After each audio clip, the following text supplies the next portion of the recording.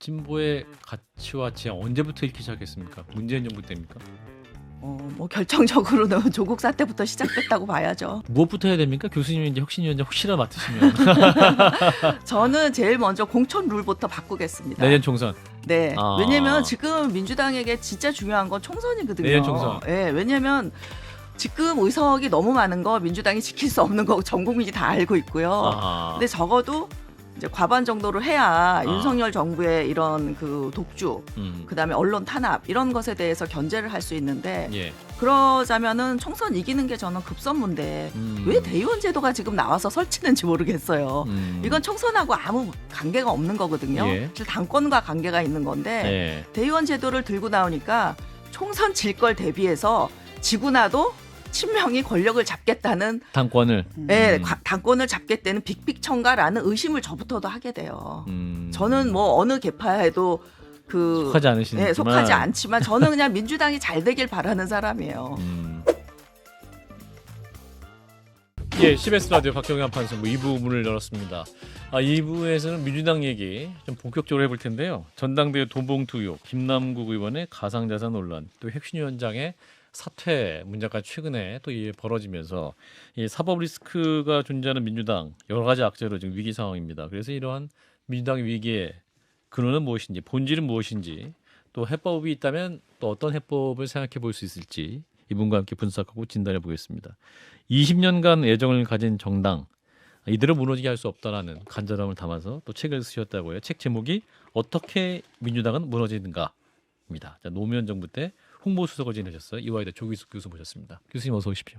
안녕하세요. 네, 진 교수님과 네, 김 소장님 인사 안녕하세요. 나눠주시고 제목이 굉장히 뭐랄까요 도발적이면서 어떻게 민주당은 무너지는가라는 책을 내셨는데 그 책 출간 배경이랄까요? 어떻게 이 책을 쓰게 되셨는지 간단히 말씀 주시면.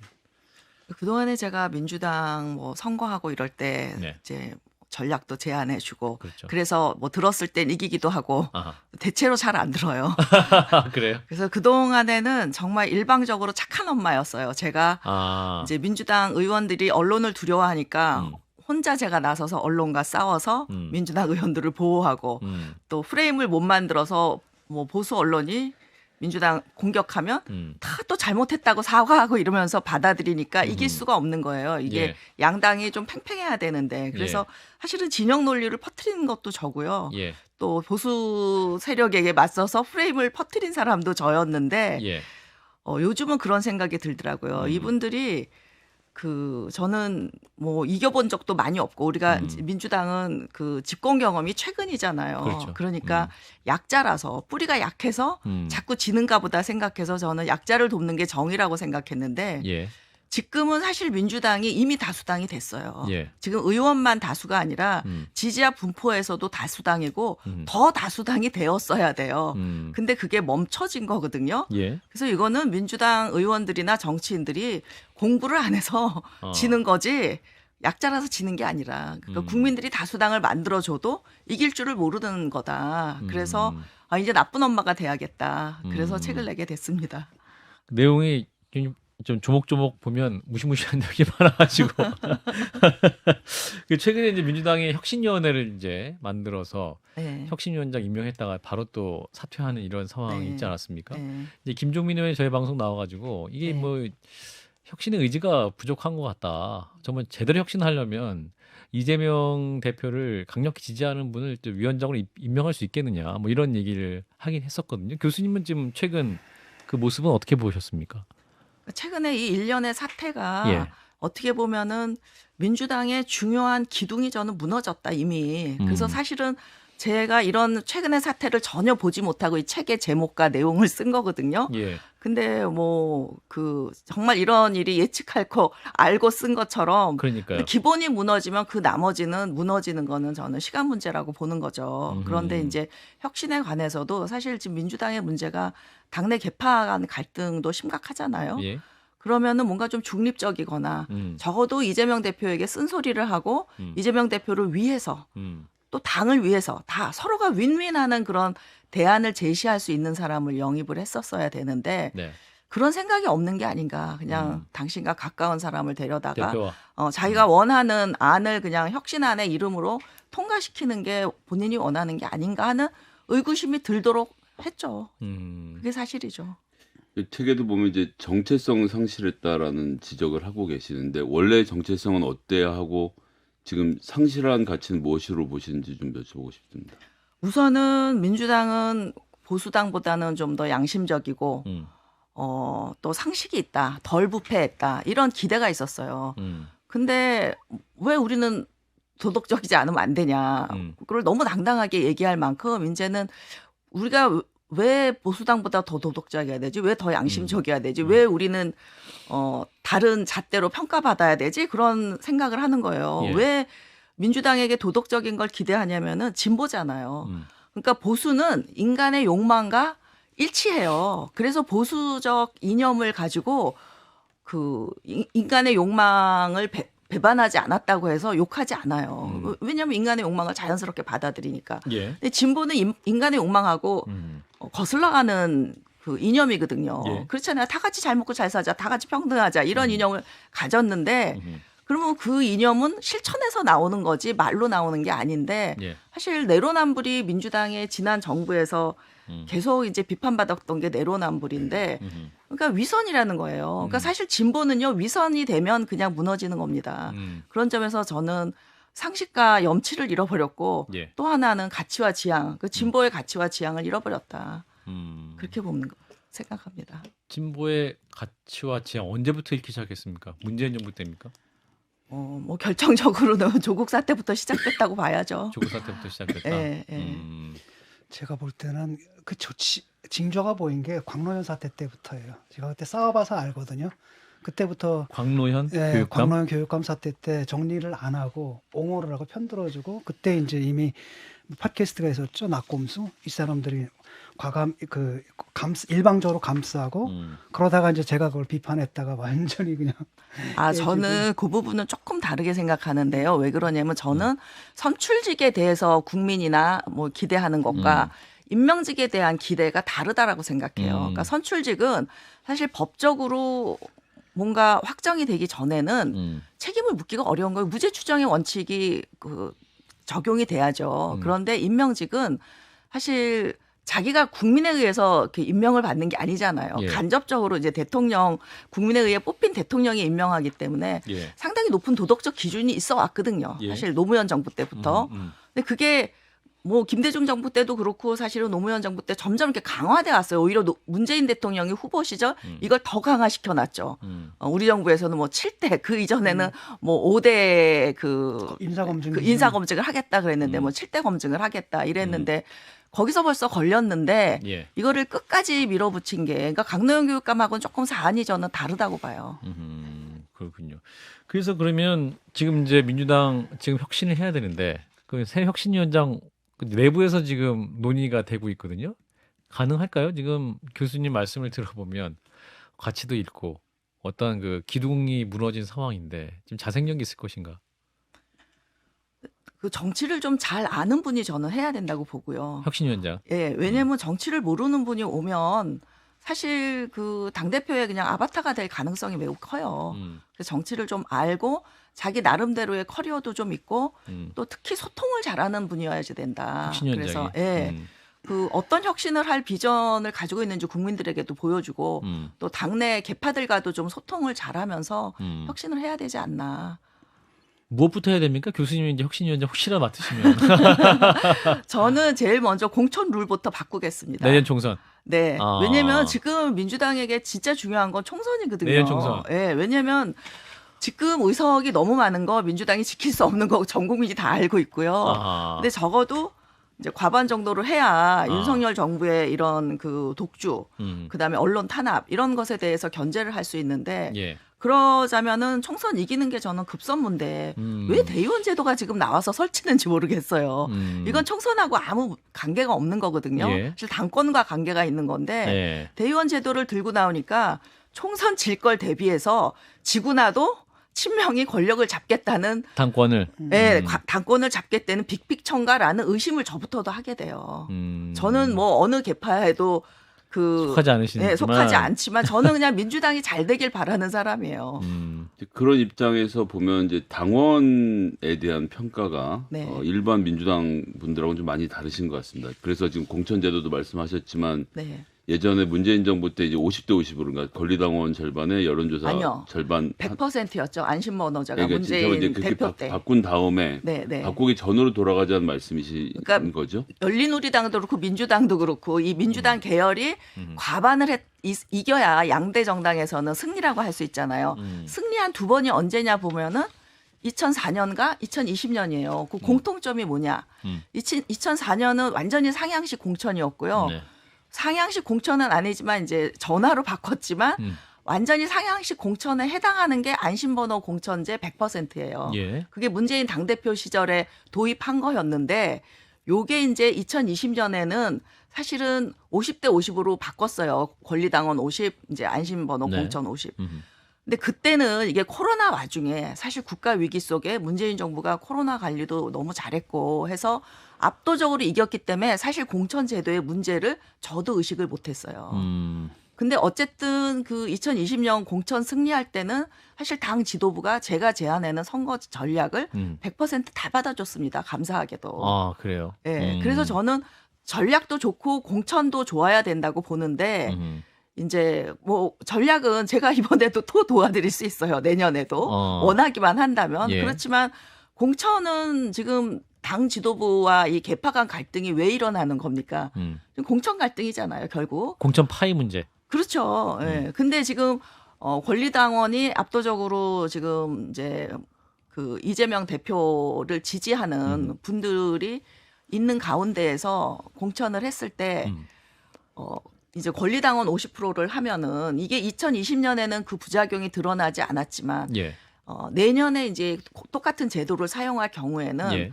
저는 그 권리당원에 대한 그 일반 시민들의 혐오 이게 굉장히 큽니다. 저도 그렇고 그렇기 때문에 아마 상향식 공천에 50%가 열려 있다고 해도 들어오지 않을 가능성이 저는 매우 크다고 봐요.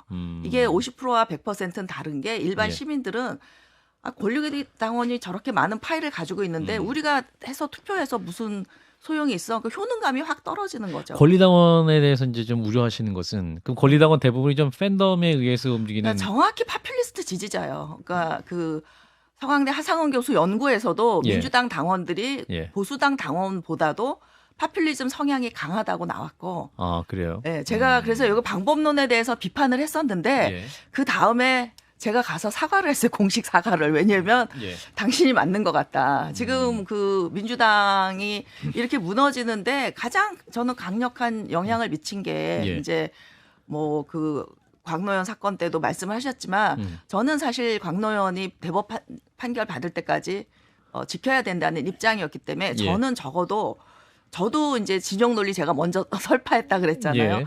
진영 논리가 양심과 명분이 있는 진영 논리였어요. 그러니까 중도층을 설득할 수 있는 명분이 있는 진영 논리로 했기 때문에 중도층 설득이 가능했는데 예. 지금은 중도층과 대치되는 명분이 없는 진영 논리거든요. 예. 우리 편이면 다 좋다 또는 사람에 대한 충성. 음. 이게 민주당이 얼마나 역사가 깊은 제도인데 어떻게 사람에 대한 충성으로 민주당이 좌지우지 될 수 있냐. 이게 바로 파퓰리즘 정당이에요. 권위적인 지도자를 추종하면서 예. 그 당원들도 굉장히 권위주의적이죠. 왜냐면은 민주적인 토론이나 다른 의견을 허용하지 않고 자기가 생각이 다르면 수박 깨기를 하고 출당시키라고 하고 이게 그 아테네 민주주의 망할 때 오스트라시즘 패각 투표하던 거와 뭐가 달라요? 지금 민주당 당원 게시판에서 하는 그런 그 투표 행위가 거의 인신공격이잖아요. 예. 그러니까 정말 민주주의를 잘 해왔던 민주당이 예. 오히려 후퇴했다고 많은 분들이 느끼는 거는 파퓰리즘 정당이 되었다. 그럼 이미 근데 당을 지지하겠다 하고 이제 당원이 되신 분들 아닙니까? 그렇죠. 이미 지금 정당 구조 안에 계신 분들인데 팬덤 강하신 분들이고 너무 강하신 분들이니까 그 악화가 양화를 구축하는 게 문제죠. 그러니까 과거에는 사실 팬덤이 노사모도 있었고 그렇죠. 뭐 문파도 있었죠. 예. 근데 초기 문파만 해도 이렇게 파퓰리스트적이지 않았어요. 그리고 노사모는 너무 이성적이었고요. 노무현을 지켜주지도 않을 만큼 이성적이었고 그러니까 이게 이제 후기 문파에 들어오면서 점점 이제 나빠지고 있는 건데 사실 그 당원이 유럽처럼 이렇게 역사가 오래되고 어려서부터 정당에 엄마 아버지 손잡고 가서 정치를 배우고 고등학교 때부터 선거운동 해보고 이런 당원들은 사실 교육도 많이 받고 훈련도 많이 된 민주적 소양을 갖춘 당원이라서 사실 정치의식이 일반 국민보다 높습니다. 그분들이. 예. 근데 지금 요즘 민주당 그 강성 당원들 안 그런 당원들도 사실 많아요. 그렇죠. 수십 년 당원이었던 분들 이분들은 조용하고 이제 강성 당원의 목소리만 들리니까 민주당이 이제 중도층에게 굉장히 그 안 좋게 보이는데 그 강성 당원들의 보면 태도를 보면 그 민주적 절차 제도 다 필요 없다. 이기기 위해서는 우리 편이 이겨야 되고 무조건. 그리고 그 이기는 게 선이고 이기는 게 정이고 그러니까 거의 같이 전도 현상이 일어나는 당원들이거든요. 예. 그리고 이분들이 거의 이성적인 대화가 안 돼요. 그럼 그분들이 과대대표되지 않고 좀 골고루 중도적인 마음으로 또 민주당을 지지하시는 분들 골고루 그럼 대표 되려면 어떻게 이제 바꿔야 된다? 그러니까 저는 일단 우리나라는 유럽과 같은 정당의 전통이 없기 때문에 예. 미국식 예비경선 제도가 맞다. 우리처럼 정당에 뿌리도 없고 계급적 기반도 없는 곳에서는 예. 그 굉장히 평등하게 우리도 그렇고 미국도 그렇고 토지 개혁으로 평등하게 시작한 나라거든요. 예. 이런 데에서는 미국식 예비 경선이 맞는 것 같고 예비 경선은 어떤 방식 말씀하시는 프라이머리. 거죠? 오픈 프라이머리를 예, 양당이 제도화해서 하면 제일 좋지만 그게 안 되니까 저는 문재인 대통령 때 사실 2016년에 그 안심번호 100%가 없었다면 예. 사실 일당이 되기 저는 어려웠다고 봐요. 그때 사실 제 이론에 따르면은 그때 과반수를 해야 정상이거든요. 2016년에 민주당이 예. 실제 그럴 수 있었고, 근데 김종인 위원장을 영입하면서 예. 사실 민주당에는 이분이 안 맞아요. 보수당엔 맞지만 이분은 거의 드골을 이상으로 하는 아주 권위적인 리더거든요. 근데 민주당은 민주주의가 핵심인 당에서 그런 리더십이 맞을 리가 없죠. 그래서 그때 비례공천 굉장히 잘못하셨고 또 셀프 공천 이런 파동으로 민주당 비례의원이 거의 처참했잖아요. 그래서 그렇게 일당이 됐던 거지. 예. 사실은 그나마 일당이 된 게 저는 문재인 대표가 만들어 놓고 이제 당대표직을 사임했는데 예. 그 100% 안심번호 공천이 안심번호 100%가 뭐였습니까? 그러니까 이제 그 안심번호 전화를 안심번호에 의하면은 이제 인증을 잘 무작위로, 받아서 예, 무작위로 전화를 해서 예. 이제 어느 당을 지지하냐. 그래서 이제 국민의힘을 빼고 예. 이제 지지하는 정당 없다와 민주당을 지지한다. 그러면은 이제 전 국민 누구를- 대상으로 무작위로 하는 거였던 네, 거죠? 지역구별로. 지역구별로. 지역구별로. 네. 그러니까 지역구별로 국민의힘 지지자를 제외한 사람들 여론조사를 통해서 경선을 치르는 제도를 말씀하시는 거죠? 그렇죠. 네. 예. 그래도 아무래도 참여율은 민주당 당원들이 높아요. 그래도 상당수 중도층이 들어오고 일단 중도층이 들어와서 예비 경선에 참여를 하면 일단 충성도가 올라가요. 그래서 본선에서 민주당을 찍을 확률이 확 올라가기 때문에 예. 사실 예비 경선을 하는 당이 이기고 실제 2004년에는 이제 전화로 할 수 없었으니까 직접 선거구에 와서 투표를 했거든요. 저도 이제 그때 참여를 열린우리당 경선에 참여를 했었는데 그때 경선을 했던 지역과 안 했던 지역의 그 승률이 열린우리당이 했던 지역에서 굉장히 높았습니다. 예. 그때는 이제 한나라당이죠. 예, 그래서 그런 연구 결과도 있기 때문에 예. 저는 그 민주당의 제일 쉬운 혁신은 예비 경선제를 도입하는 거다. 이게 안심번호 100%던 뭐 그 안심번호는 이제 번호를 못 믿는 그 또 불신이 있으니까 2004년처럼 선거구에 동네 선거구에 와서 투표하는 왜냐하면 국민경선 참여인단 말씀하시는 거죠? 참여인단은 아니었고요. 선거인단은 아니고 네네. 그 무작위로 해서 주민등록증만 있으면은 와서 했던 예, 걸로 저는 기억을 하는데 2004년 열린우리당을 한번 복귀해 보세요. 그걸 그러면은 대선과 총선 모두 다 적용할 수 있는 그런 제도입니까? 지금 말씀하신 대선 정도만. 그러니까 사실 저희가 문성근 씨랑 국민의 명령 할 때 네. 오로지 저희가 민주당이 원하는 한 가지가 예. 이거 법제화하자는 거였어요. 여야가 다. 예. 왜냐면 한쪽만 하면은 또 이 그 역선택을 그렇게 두려워하시더라고요. 근데 사실 역선택이 그렇게 많지 않아요. 그렇게 사람들이 한가하지 않습니다. 그래서 한쪽이라도 하는 쪽이 저는 이긴다. 그게 내년 총선 이기는 가장 큰 혁신인데 그건 관심도 없어요. 왜? 권리당원이 50%를 가지고 있는데 그리고 그 50%가 잘하면은 100%가 되는데 그 기득권을 포기하겠느냐. 그럼 이거는 사실 이재명 대표가 결단하면 되는 거거든요. 그러니까 이제 책에서 지적하신 대로 민주당의 지도부가 지금 뭐 교수님 표현대로 하면 당원들이 지금 포퓰리즘에 빠져 있고 이 당원들이 하는 주장에 민주당 지도부가 순응하고 있는 것이 문제다라고 지적을 하시는 그러니까 거잖아요. 순응이 아니라 침묵을 하는 거죠. 침묵을 말을 한다. 감히 못 하는 거죠. 왜냐면 그러다가 공천에서 진짜 날아가는 다 간다 하는 환상을 지난 총선에 심어준 거예요. 왜냐면 예. 금태섭 의원 탈락하고 뭐 그 김혜영 의원인가요? 부산이? 네, 부산, 김혜영 예. 의원인가요? 예. 예, 그분이 이제 그 본선에서 졌는데 이게 이미지는 당원에게 잘못 보이면 죽는구나 이런 이미지가 이게 허상인데 그게 만들어진 게 이제 그때부터 근데 이미 이제 그거는 사실은 금태섭 의원 같은 경우 여론조사에도 졌기 때문에 본인이 지역구 관리를 잘 못한 것으로 봐야 되고 저도 그렇게 페북에 썼어요. 박용진 의원 같은 경우는 네. 당원들의 반대가 됐죠. 많았지만 네. 강북에서 가장 높은 그러니까 지지율로 이게 당선이 되기도 그러니까 했고요. 국민들이요, 그 당원들도 그렇고 이성적으로 생각하지 않아요 정치를. 그러니까 이거는 우리처럼 이렇게 분석하는 사람들이나 그렇게 이성적으로 생각하지. 예. 어쨌든 그런 이미지가 만들어서 저도 이게 그런 이미지가 잘못됐다고. 그 여론조사에서도 금태섭 의원은 진 거니까 결국 예. 본인의 잘못이다라고 썼는데도 예. 사실 그렇게 믿는 사람이 많아지면은 의원들이 이제 아무래도 주눅이 들게 되죠. 그리고 50-50 했을 때 제가 물어봤더니 방법론상으로 당원이 이 국민투표단 신청을 또 했을 때 걸러낼 방법이 없다 그러더라고요. 그래서 저는 더블 카운팅의 의혹이 상당히 있다 이렇게 봅니다. 저는 그거 참 비열하다고 보거든요. 네. 누구라도 그거 날릴 수 있어요. 금태섭 대신에 온 게 누굽니까? 김남국.